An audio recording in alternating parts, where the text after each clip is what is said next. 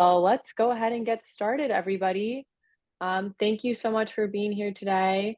My name is Molly McInerney, and I am a marketing and sales manager with Change Research.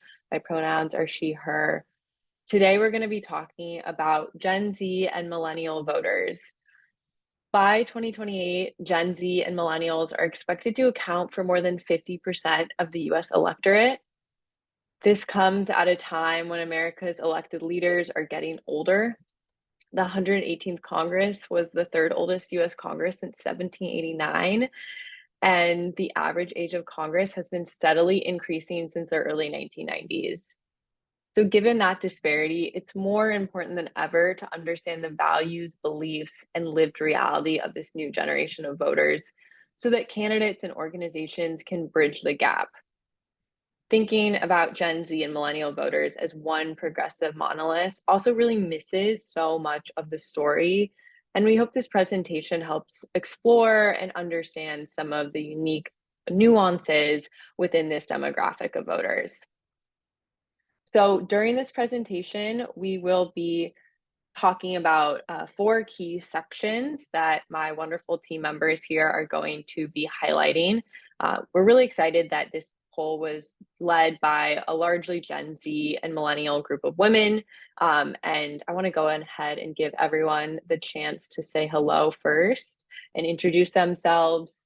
Kyla, are you able to go ahead and introduce yourself and then pass it off to the rest of the team? I'm Kyla Granovich. I'm a product manager with Change Research, so I help bring our new products and services to market, including our recently announced Magnify AI targeting, which we would love to talk to you about if you are interested. I also used to run our or oversee our nonpartisan polling team, so I kind of have a foot in both roles, and I'll be talking about the gender divisions that we see among this age cohort. Jessica.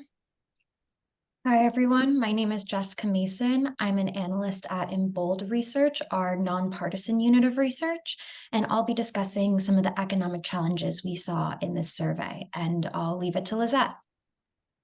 Hi, everyone. I'm Lizette Carpenter, an analyst at Change Research, and I'll be discussing the media consumption behavior among young voters and best ways we can target them. And Stephen?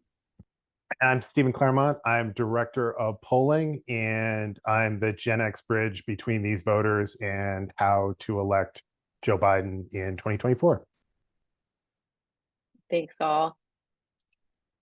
So throughout this presentation, we're going to be sharing findings from a poll Change Research conducted from August 25th to September 1st, 2023, of voters between the ages of 18 to 34. We conducted this poll for our own internal research purposes, and we also released it a couple of weeks ago with our friends at Teen Vogue. And if you haven't already seen the article that Teen Vogue released on this poll, we'll make sure to share it out as a follow-up to this presentation, but it's great and we encourage you to check it out. For this poll, respondents were recruited through Change Research's proprietary technology, dynamic online sampling, which allows us to recruit respondents through digital online advertisements that point people into an online survey instrument that they can then take on their handheld device, on their computer, or wherever they plug into the internet. None of these respondents were incentivized, and they reflect a random representative sample of voters nationwide. Post-stratification was performed on age, gender, race and ethnicity, region, education, and 2020 presidential vote. And the number to keep in mind as you're looking at all this data is the modeled margin of error is 3.4 percentage points. And finally, I am not going to be the one talking throughout most of this presentation. So this is my last slide, just a couple of housekeeping items. Yes, this webinar will be recorded, and we'll be sharing out the recording as a follow-up to this presentation. We also will be sending around the slide deck as a follow-up to this call. Throughout, as I mentioned, the presentation, if you have any questions that you want us to try to answer at the end of the presentation, please post them in that Q&A button, and we'll do our best to get to them during the presentation. And if we don't, we'll do our best to follow up with you individually with an answer. And again, if you have kind of general comments or you want to go back and forth, please throw that in the chat. we hope this is an engaging presentation, and that you can engage with us and the data, and that you walk away with really actionable insights. So without further ado, I'm going to pass it off to my colleague Kyla to start the presentation. Great, thanks, Molly. On the next slide, as the millennial representative on the call, I of course have to bring a dated meme to the presentation. So we're going to be talking a lot about how men and women are different among this generation. I think in public opinion polling, we always expect men and women to be different. Of course they are. But what is really striking is just how ideologically different men and women are of this age cohort. I think a lot of the time our headlines read, young people are less likely to vote. They're more apathetic. They feel a particular way about Joe Biden.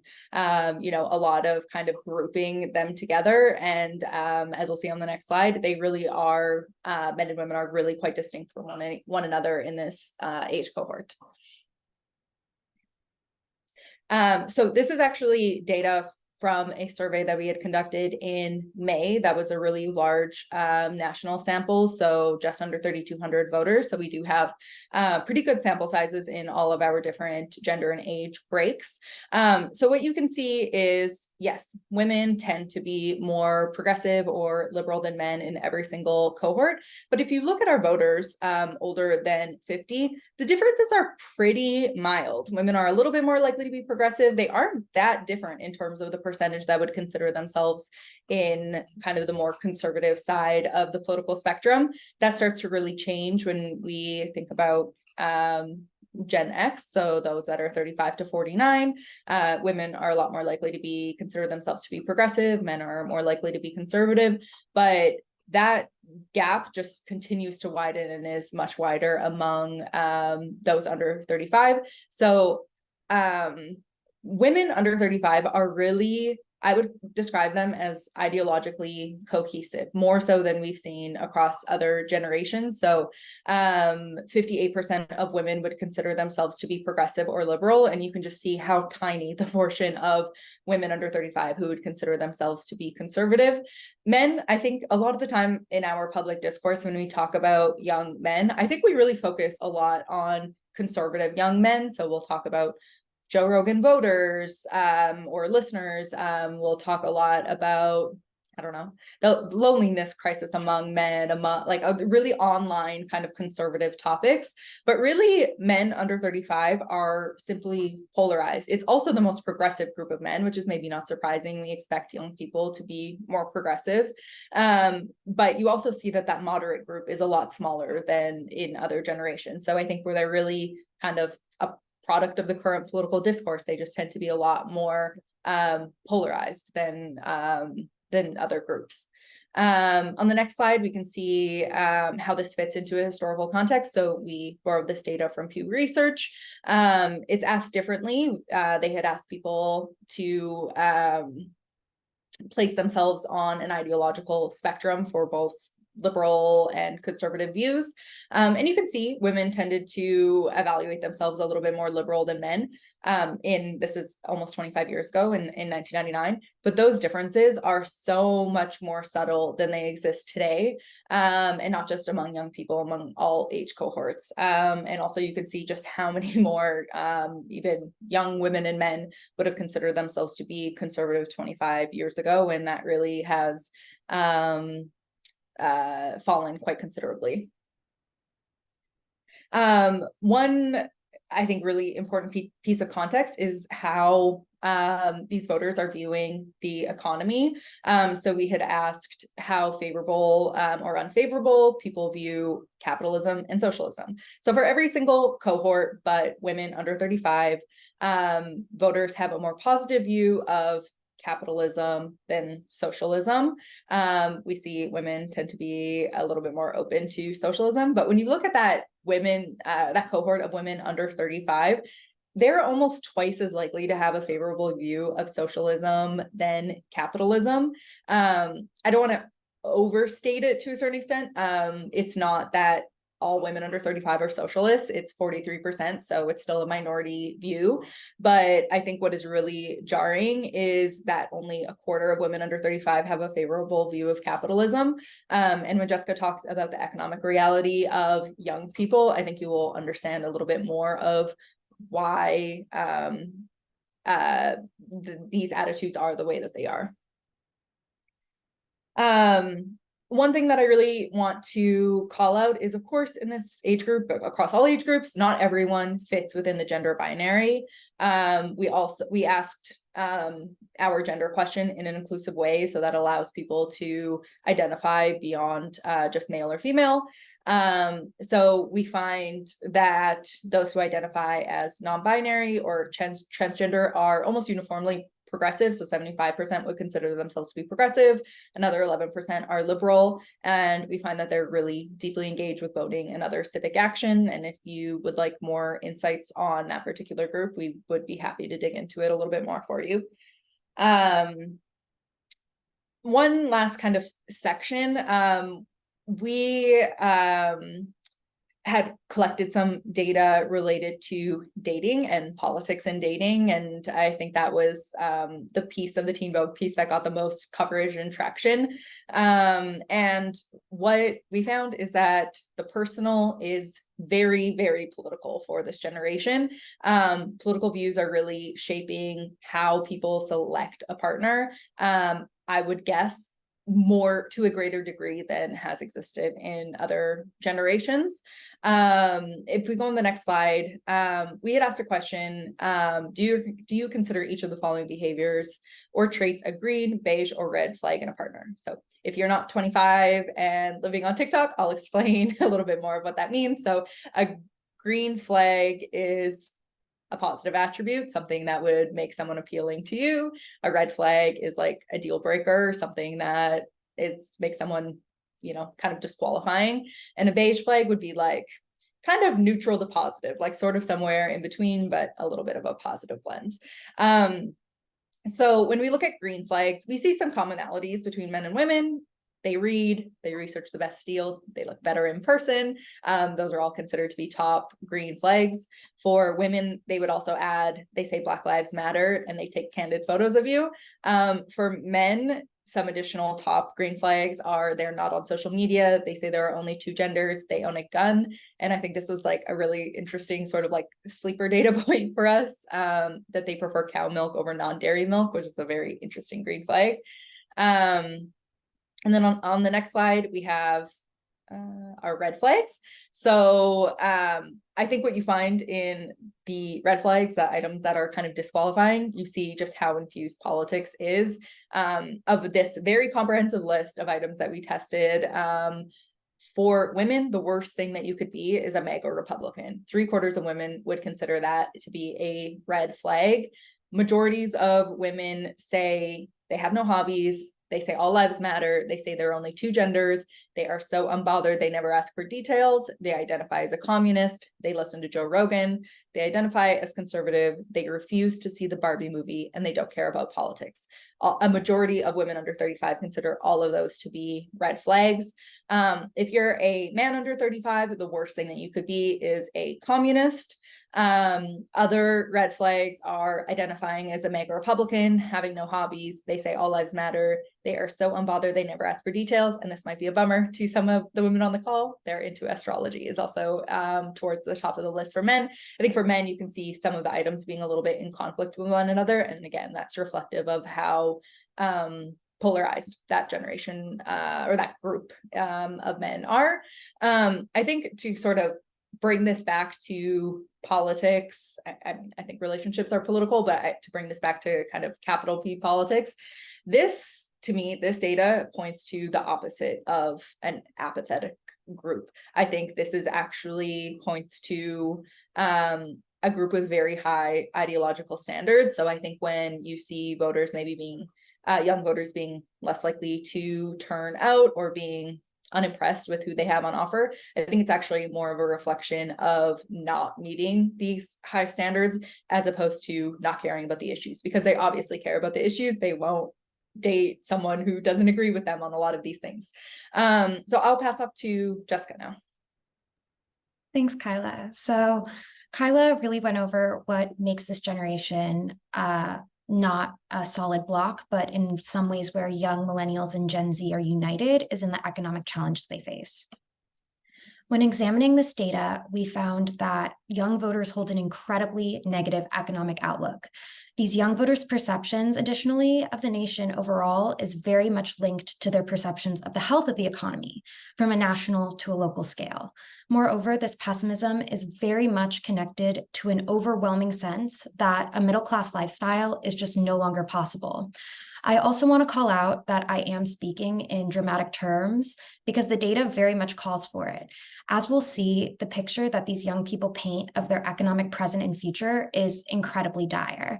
So in the next slide, you'll see that young voters have a very negative perception of how things are going in the US economically.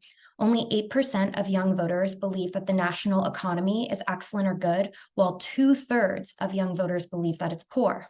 We see similar levels of pessimism on a more local level. Minorities of voters give just a favorable rating to their state and local economies. And this strong sense of economic pessimism is reflected in voters' personal finances as well.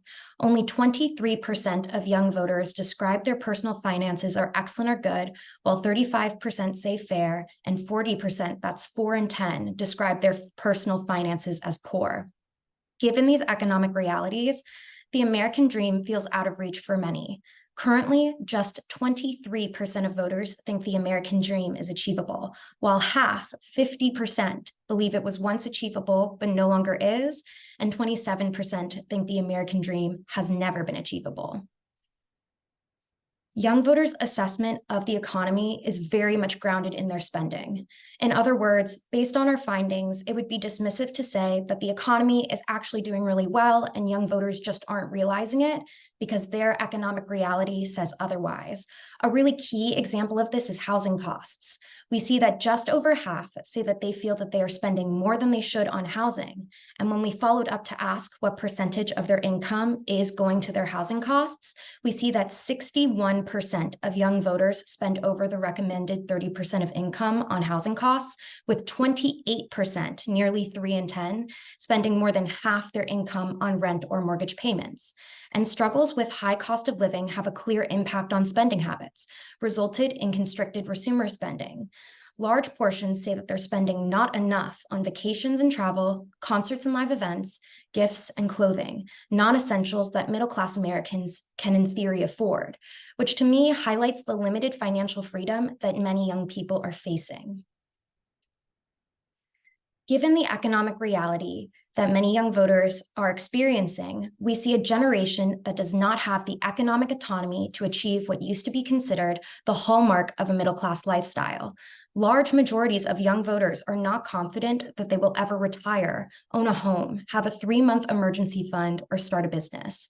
Just as disheartening, 57% of voters say that they are not confident they will ever be able to have as many kids as they would want, and an equal amount, again, 57%, say that they're not confident they will ever stop living paycheck to paycheck. These personal economic milestones are not luxurious asks. We are seeing that young voters feel that their futures are limited, and it's really profound how deep this economic pessimism runs. And moreover, in this next slide, this sense of intense economic pessimism is not constrained to the most disadvantaged Americans. Our research found that even among voters with graduate degrees, the highest level of education one can receive, there still exists meaningful concerns about the extent of their financial freedom. Moreover, we found that many college attendees and graduates are feeling real pressure from student loan debt. We're often told that a college education is a worthwhile investment that brings long-term or increased financial success. However, among many graduates, that's not their current reality. In the next slide, you'll see that though the intensity varies, our research found that this dire economic picture does not just pertain to certain groups, but affects young people across the board. Notably, we see that a minority of voters, regardless of their educational background, consider their finances to be excellent or good. And similarly, a minority of voters across the board currently own their own home. Moreover, significant majorities of all education level groups spend more than the recommended 30% of their income on housing costs. And a large number of young voters, again, regardless of their educational attainment, feel that they cannot achieve the economic freedoms of the middle class, such as owning a home or having as many kids as they would like. And what is particularly striking here is just over 3 in 10 young people with a graduate degree, again, the highest level of education one can achieve in the United States, say that they are not confident they will ever be able to escape paycheck to paycheck living. I think it's also important to call out the amount of young people who have student loan debt as a result of their education choices. 60% of those with a bachelor degree and 54% of those with a graduate degree currently have student debt, creating a scenario where their education choices seem to be more like an economic burden rather than an economic boon. And we'll see this in the next slide. College has become more of a financial burden than a benefit for a lot of these young voters that we surveyed. As student loan payments resume, an overwhelming majority of debt holders are not confident in their ability to afford an unexpected $1,000 cost, and 7 in 10 said they are not confident in being able to keep up on other debt and loan payments. What's really striking here is how many young people feel like they cannot keep up with the basic costs of living when paying student loans, such as groceries, housing costs, and utilities. And I think what we need to keep in mind, not just that earlier number that the majority of college degree holders and graduate degree holders have outstanding student loan debt, but even among all voters, including those with associate's degrees or only partially attended college, 45% have outstanding debt, making this a significant portion of the young Gen Z and young millennial population, really adding to that sort of picture of financial strain and a lack of financial freedom. On that sort of dramatic note, I will pass it off to Lizette to talk more about how to reach these voters.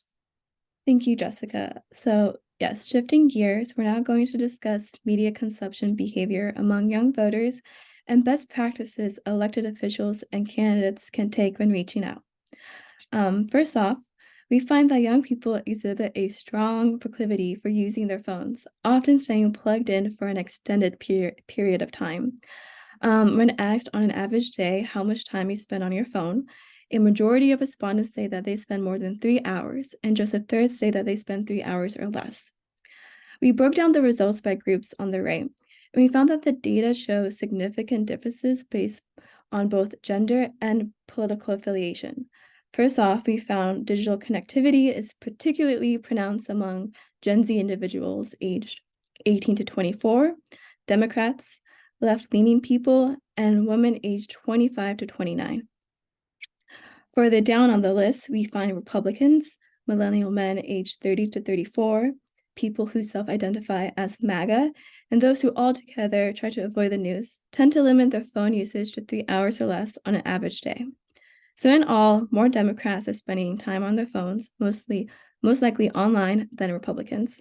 So keeping that in mind, in the following slide, we look into the level of engagement young people have with news by asking young people to identify which of the 4 levels of engagement they seem to do more.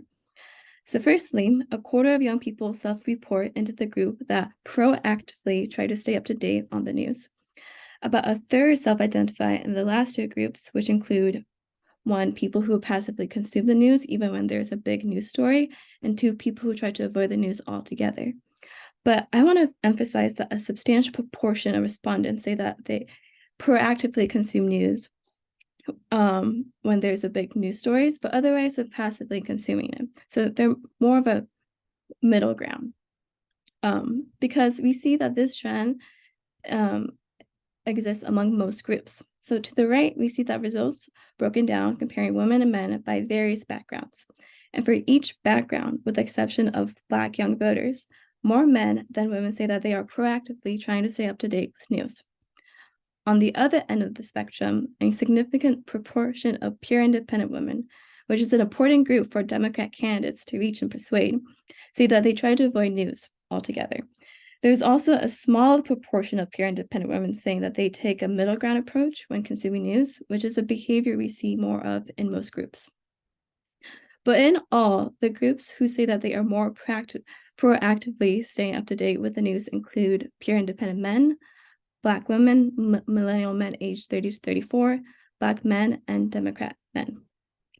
There's this perception that MAGA Republicans are hyper-consuming media, specifically right-wing media. And although this data doesn't show that they're not doing that, it is showing that significant portions of young Democrats, specifically men, an audience that Democrats have struggled with, are online, staying up to date, and we have the opportunity to reach them where they are. So exactly where are they? Well, in the following slide, we learn about which platforms young people are consuming news, and overall, YouTube, Instagram, and Facebook are by far the most popular platforms for this generation. Now, zooming into gender and party affiliation, the majorities of Democrat men and Republicans say that they regularly access YouTube for news, whereas Democrat women say that they use TikTok and Instagram the most. Yet among these groups, Facebook isn't included in the top 3 platforms.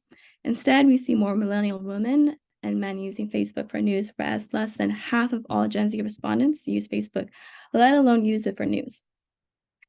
Twitter is more popular among Democrats than Republicans, and so is Reddit. Reddit is even higher than more traditional news sources like cable news and cable TV. Now, among people who listen to podcasts, we see differences in the podcasts Democrats and Republicans are listening to. For example, the Joe Rogan Experience and the Ben Shapiro Show is listened to by 46% of young Republicans. In comparison, less than 5% of Democrats listen to these podcasts. Instead, we see that Democrats have a wider array of podcast genres that they listen to, typically aligned with their personal interests, but it is worth noting that twice as many Democrats tune into podcasts like The Daily and Pod Save America compared to Republicans. In the next slide, we asked respondents to describe from a list of characteristics each of these platforms, and we see that Twitter in particular takes a hit among young people. More than half say it spreads misinformation, and less than 10% say it is a credible source. Now, looking into YouTube, we found more people saying that it is a credible source, and just a third say YouTube spreads misinformation. YouTube by far has a better reputation than these other platforms, informing us that YouTube is a strong avenue to target our supporters and our possible persuasive audiences. With all that being said, it is important to know how young people are very much aware of the mental health risks these platforms pose. Almost half of young people say Twitter and TikTok are bad for mental health.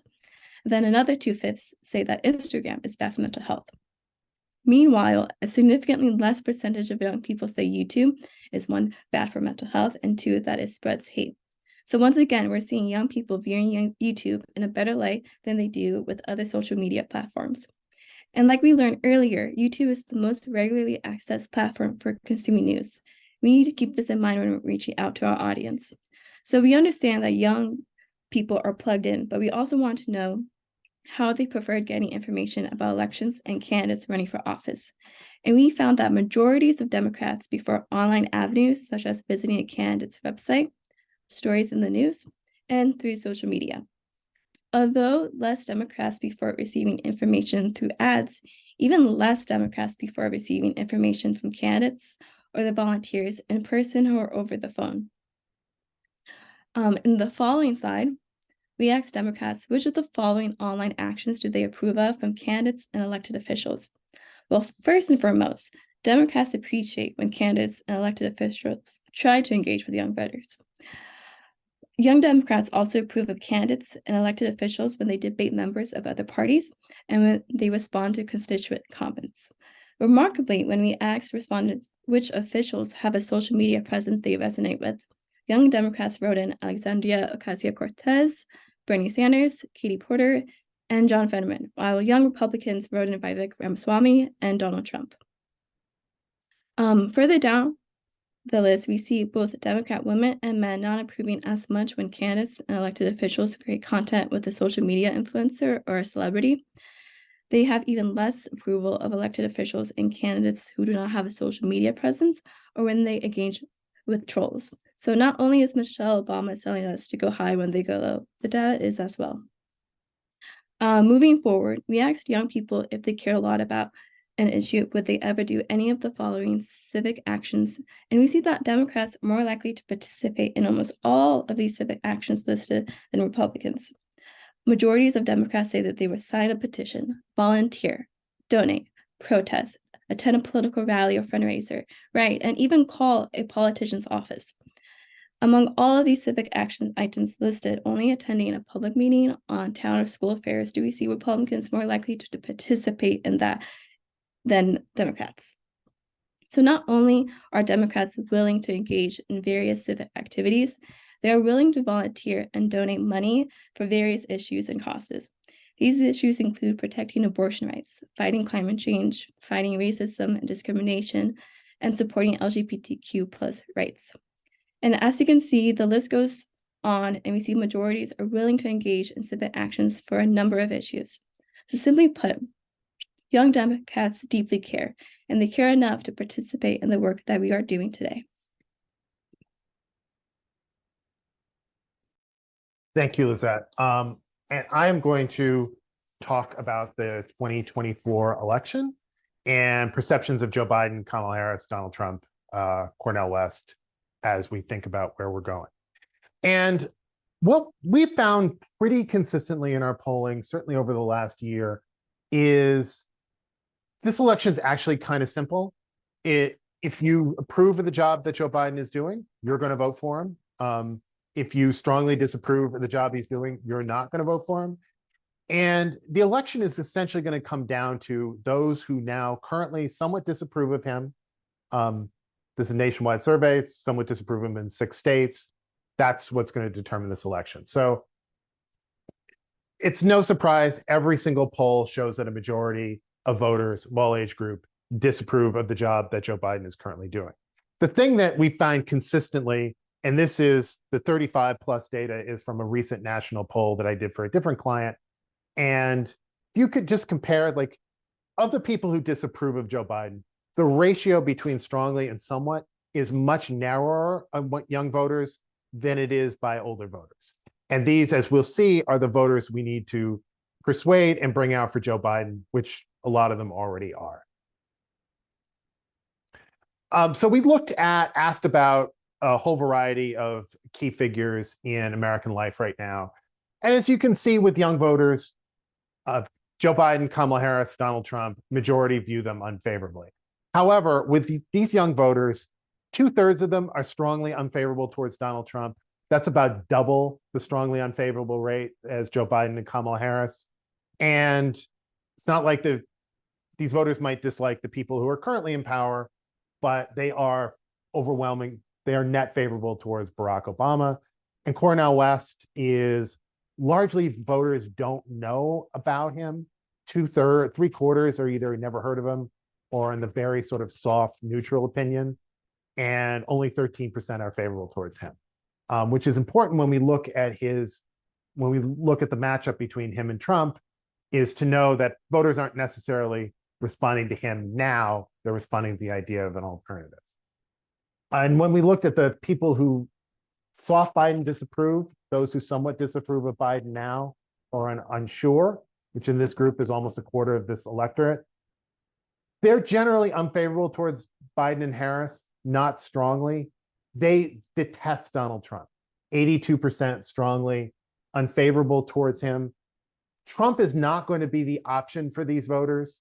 The option is going to be either voting for Joe Biden, which is where we have to bring everyone to, or not voting. Again, Cornel West generally viewed favorably by this group, but most of them, 80% of them, really don't know anything about him. And this group is positive towards Barack Obama, if not Biden and Harris. And sort of who are these soft disapprove voters? In the overall electorate, they are the young voters. Here they are 18 to 24-year-olds more than older voters, but their ideological profile is pretty similar to this overall young electorate. Overall, 46% identify as progressive, 18% is liberal. Just 12% is either libertarian or conservative. They do not identify as MAGA. And they look a lot more like the people who approve of Biden than the people who strongly disapprove of Biden. And when we look at their current vote preference, I mean, Biden's highest number in the electorate is the percentage of voters who will vote for him against Donald Trump. That is his strength, much more so than favorability, more than job performance, more than any performance on any specific issue. And we can see that here. Among young voters overall, Biden is leading 58-30. He's leading Ron DeSantis 58-29. So 2-to-1 margins. He wins pretty much everybody who currently approves of his job performance in the mid-90s. And here, the soft Biden disapprove, he wins 65, beats Trump 65-12, DeSantis 64-12, and House Democrats get a majority support here. Only 7% say that they're going to vote for a House Republican. And about 3/4 of those who strongly disapprove of Biden are supporting Trump or DeSantis. Some of them are supporting Biden in this case, and some of these, the strong Biden disapprove does include some liberal and progressive voters. But this is what our challenge is going to be when we go to the next slide. It is very, Biden is strongest when he is matched up against Trump. And we didn't ask questions about, like, is Biden too old or anything like that, but we know what the pressure is in the electorate. Voters are not really comfortable with these choices yet. They want something else. And when you build up pressure and give them a release, such as asking about Cornel West, you see what the potential can be for a third-party candidate. And I think part of like the reality I know I've been living in really for several years now is Fantasyland, where Donald Trump is not going to be the nominee, or somehow like the January 6th hearings are going to end him, or the 91 felony indictments will end him. But I think we have to accept the fact that he is most likely going to be the nominee, and that the choice is between him and Donald Trump. And that's what we need to communicate. Because you see, when you add Cornel West to the occasion, like, he's not going to get 18%. A lot of voters are like me, they're living in fantasy politics. So they have the option, they can go towards it. The people who approve of Biden, he goes down from 96% in a two-way race against Trump to 75% in a three-way race, and undecided goes up. The soft Biden disapprove, it's, again, with these numbers are not good for Biden with this group, except in a matchup against Donald Trump. And as you see, it goes from 65 in the two-way to 27% in the three-way. People want another choice, and our goal is to articulate, there will only be two people who can be sworn in on January 20th, 2025, Joe Biden or Donald Trump. Which side are you on? And engaging in any other sort of fantasy politics of there'll be another Republican nominee, like the fantasy we saw the other night in Simi Valley, or whatever you hear on Cornel West podcast that we voted as needed third choice and third party is a real option. It isn't. And that's what we need to articulate. And as you can see, among the strong Biden disapprove, as you go from a two-way to three-way, Donald Trump really doesn't go down all that much. Some people want another option and will go with Cornel West, but he's not losing the voters that he has. So in dealing with the age question, Kyla wrote this formulation, which is just, Joe Biden is old. Joe Biden's going to be 82 years old. And then we asked people to agree with the following statements. It's Biden is old, but so are most politicians. So is Donald Trump. We need to do everything we can not to reelect Donald Trump. At least he supports abortion rights. And what people agree with the most, particularly the soft Biden disapprove, is Joe Biden is old, but so are most politicians, which is not an affirmative message we would use, but it is how people are viewing the choices right now. As Molly said at the beginning, this is the oldest group of elected leaders we've had in our history. But nearly half agree Joe Biden is old, but so is Donald Trump. Joe Biden is old, we need to do everything we can not to elect Donald Trump. Joe Biden is old, at least he supports abortion rights. And then sort of lower, at least he's doing everything to try to provide student loan relief, fighting climate change. Groups that are supporting Joe Biden need to get people out of fantasy land and heighten the choice that we are facing. And that is what these voters are going to most respond to. What they're not responding to now, the soft Biden disapprove, is that Joe Biden's been a decent president. America is recovered under watch. At least his economic plan works for me. People in this group willing to support Joe Biden, but we should not be telling them things that they are not feeling, that they don't believe are true. And not only do we have to overcome this, both in terms of how this country is going to be managed over the 14 long grinding months until the next election, but also in what we are communicating to support Joe Biden, frame the choice of what the alternative is going to be, and talk about the things that they care about the most, which is, and feel that Joe Biden supports abortion rights, will protect them. Joe Biden is trying to provide student loan relief, and really sort of think about a different approach to talking about the economy and talking about the future, because as Jessica noted, voters are not in a positive, these voters are not in a positive place about their own financial situation or their own future. And acknowledge that, emphasize with it, come up with a plan, but don't try to tell them things that they don't believe are not true. This is all doable. We can win this, but we have a lot of work to do to get there.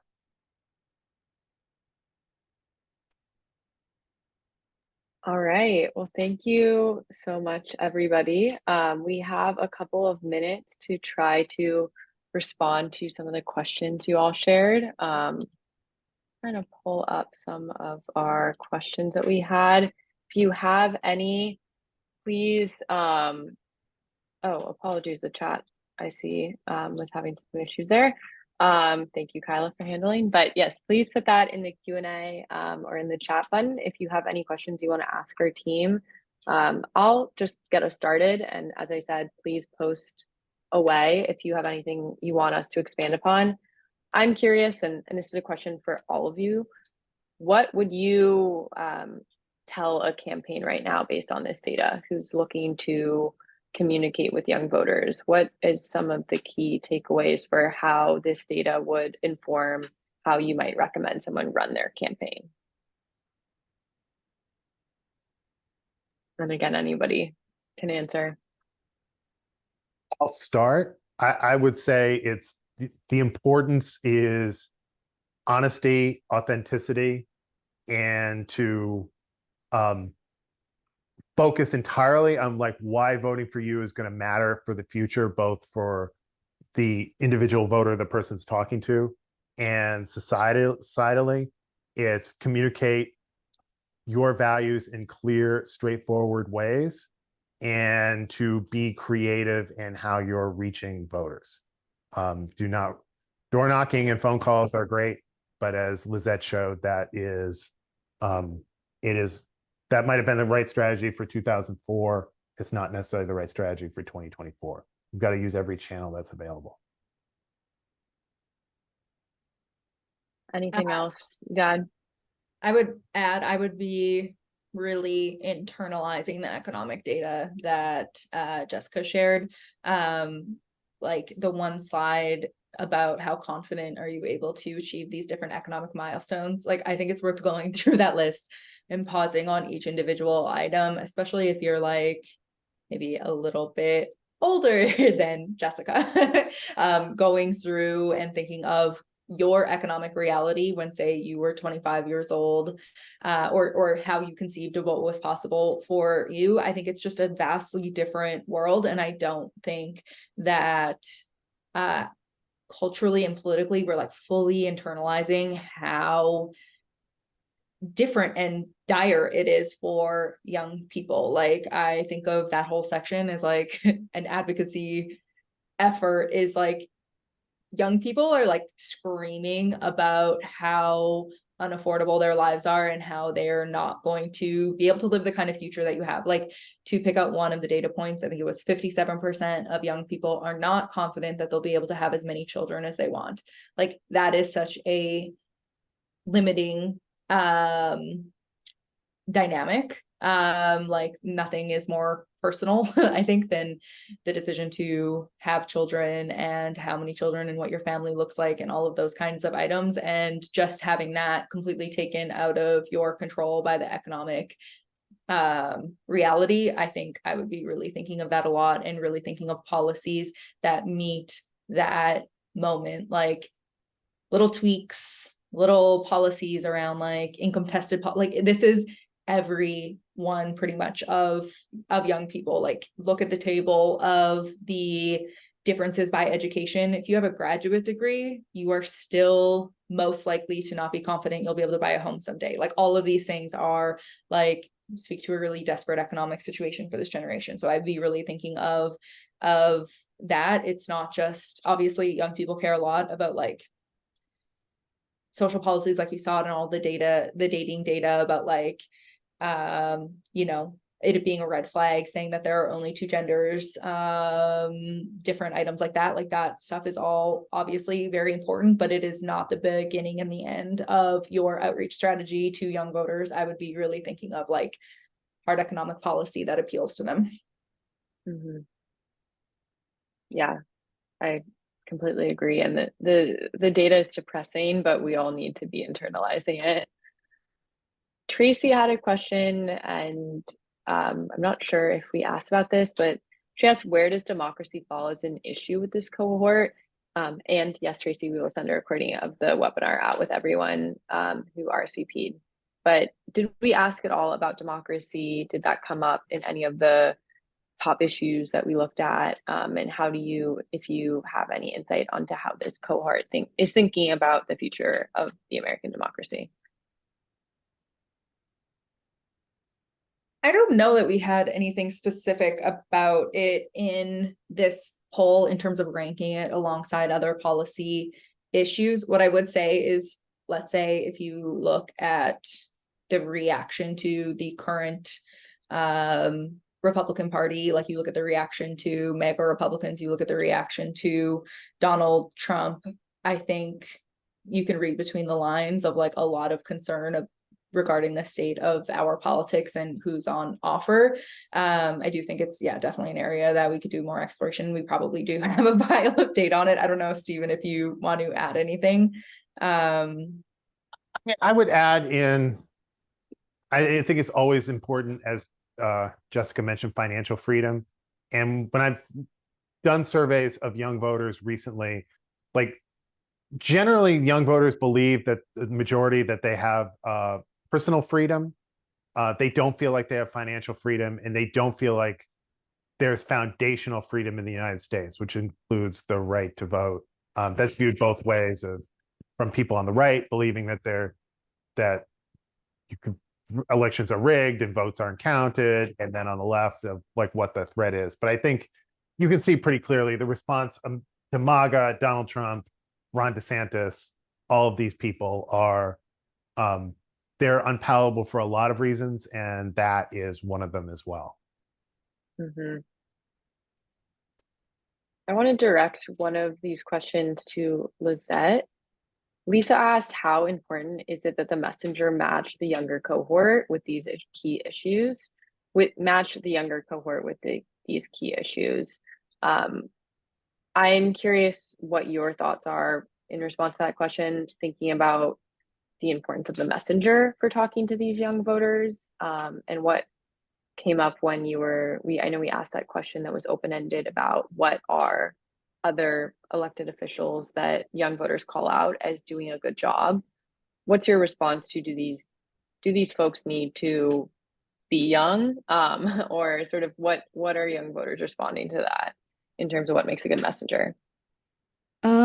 I recommend looking into the social media profiles of Alexandria Ocasio-Cortez, Katie Porter, of John Fetterman, studying what they do online and how they're reaching young voters. It's a good way to start. They're not all the young, they're of different ages, different backgrounds. But I think what they do a great job at is meeting where young voters are and talking openly and leveling with them about issues that they care most about. And so, yeah, it's incredibly important to talk about the economic challenges that young voters are facing, and also issues that they care most about that are impacting them personally and impacting their community, which is what we saw in the data too. Those were reasons why they would engage in civic actions. Or it's because people someone they trusted asked them to. So, if there's this trust between elected officials and young voters, that's another motivating reason people would, support a candidate and go out and vote. Mm-hmm. Anyone else has more to elaborate on that? Oh, I would just add a reminder of Bernie Sanders. So I don't think that is necessarily about young people. Bernie.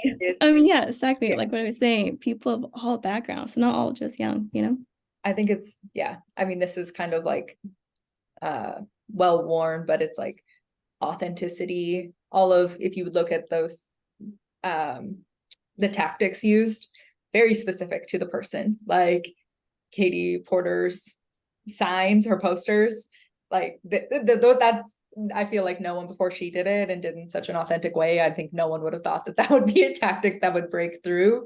And then John Fetterman is very funny. There's and kind of biting, like there's very different. And I would say choosing a platform, choosing a medium, choosing a message, like style that matches your candidate. I think that's really important.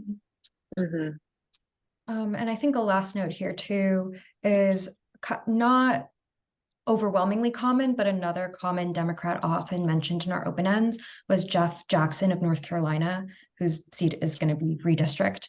But based on his TikTok presence alone, I think he's a very good example, similar along the lines of AOC and Bernie Sanders, but just has less of that pop culture, like buzzword celebrity status in politics, where the way that he talks to voters and to his constituents with respect and levels with them, and is able to savvily navigate this sort of new social media that young voters are highly plugged into, is I think a really great example of how we can position our messengers going forward.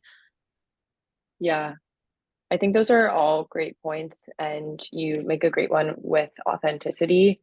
I see social media for any campaign as an opportunity. So finding the right vehicle for that, not every candidate is going to feel comfortable behind the camera in a TikTok, but just being aware that it's an opportunity to engage with these voters and really build a relationship.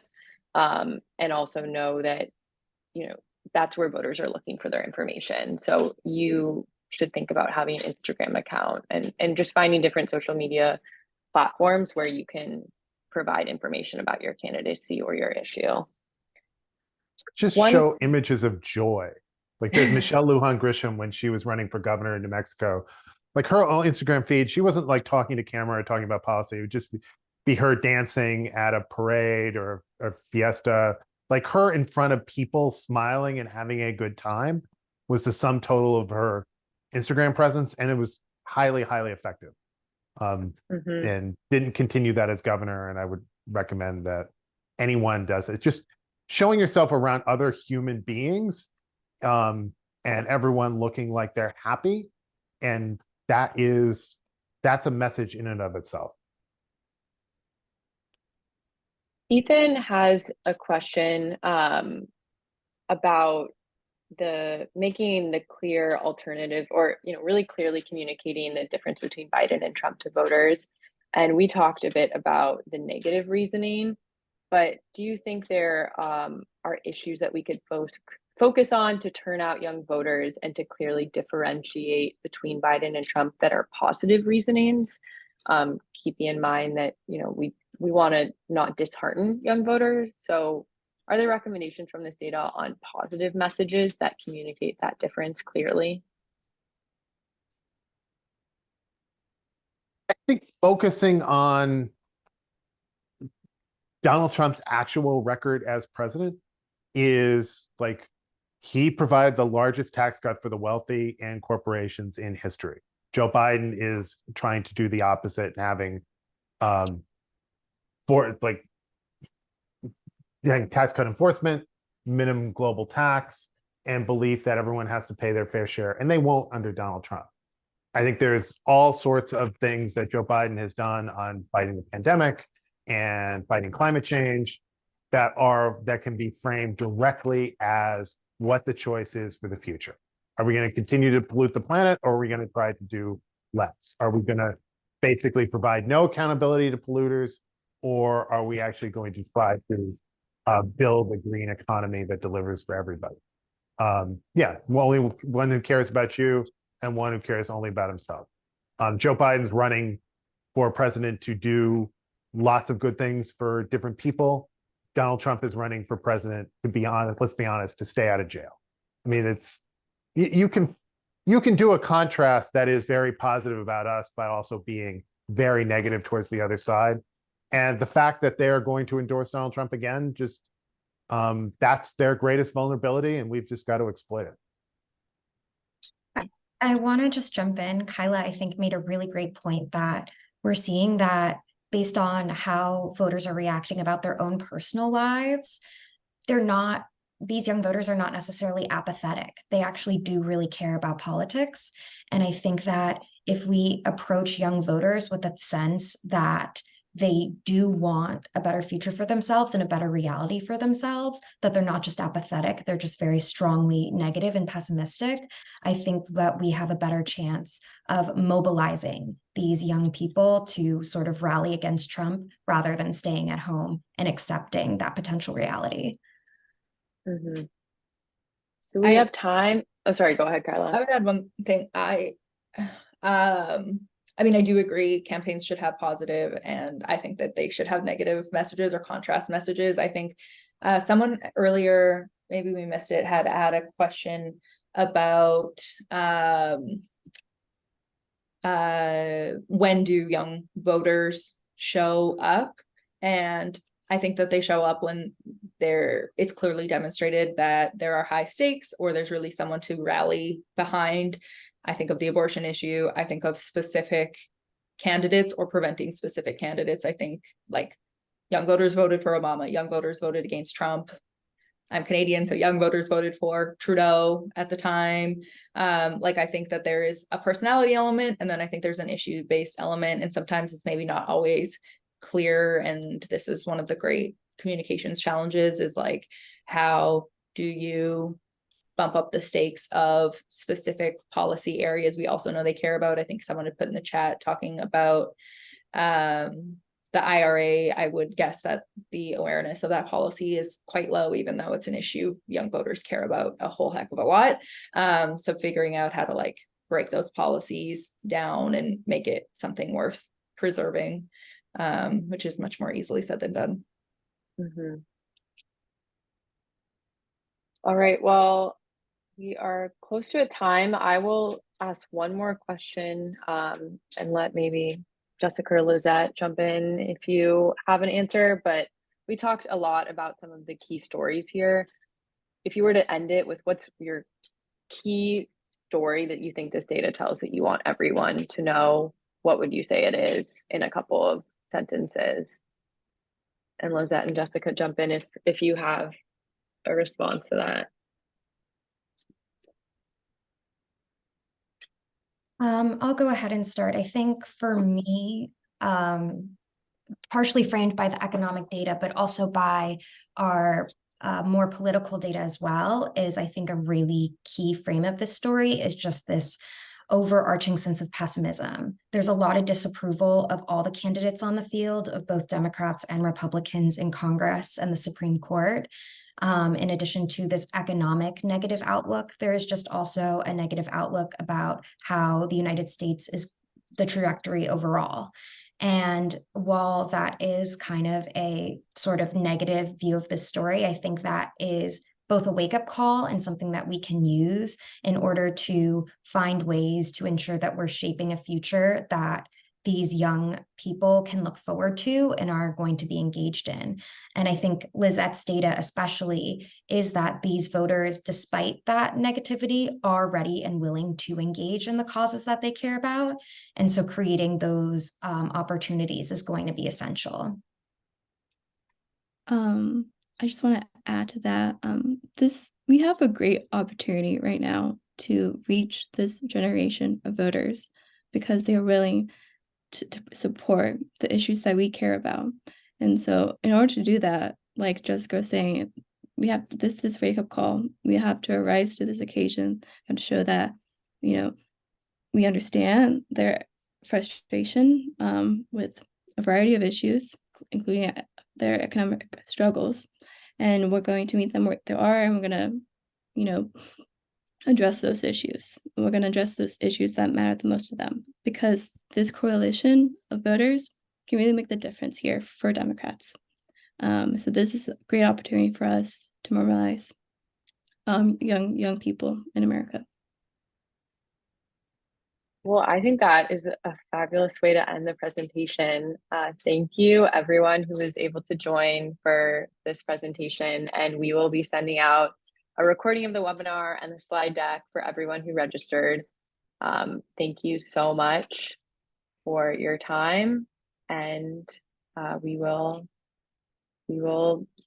see you later at another webinar, hopefully. All right. Bye.